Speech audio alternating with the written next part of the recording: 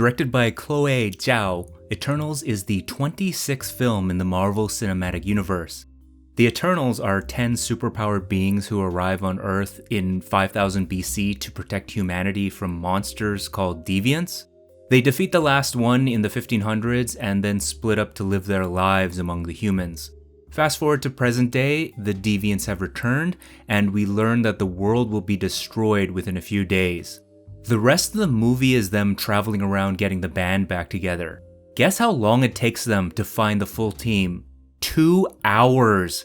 Yes, this movie is 2 hours and 37 minutes long. So it's 2 hours of this. Go to a new place, find an Eternal, convince them to join up.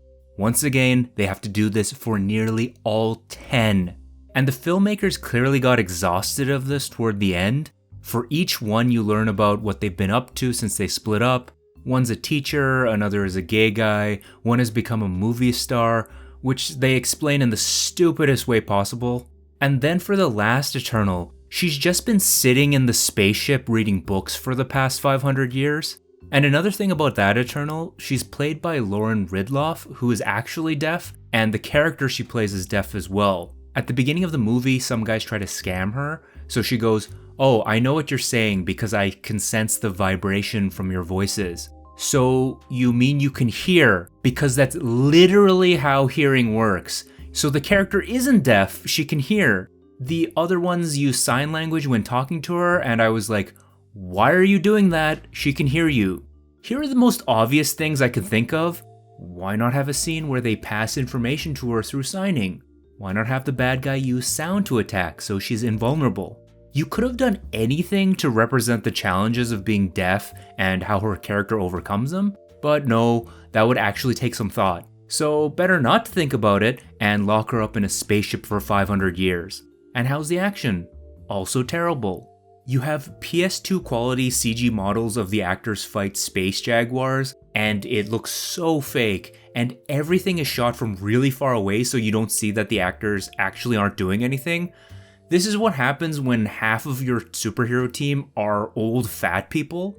Then after every one of these crappy fights, you have all the Eternals stand in a row exactly 1 foot apart every single time. This is the laziest way you could have composed a group shot, and they do this a million times in the movie. The biggest issue here is that all the characters are boring. You have Salma Hayek, who is supposed to be their leader, just mumbling the entire time. I really miss the strong performances we had from Hayek, like in classic movies such as From Dusk Till Dawn. Same thing with Angelina Jolie. Her character is supposed to be like a bit mental, so all she does is mumble and stare off into random directions. I seriously think that this is the end of the MCU. They already used up all their good characters, and now they're really digging deep for those D-tier nobodies.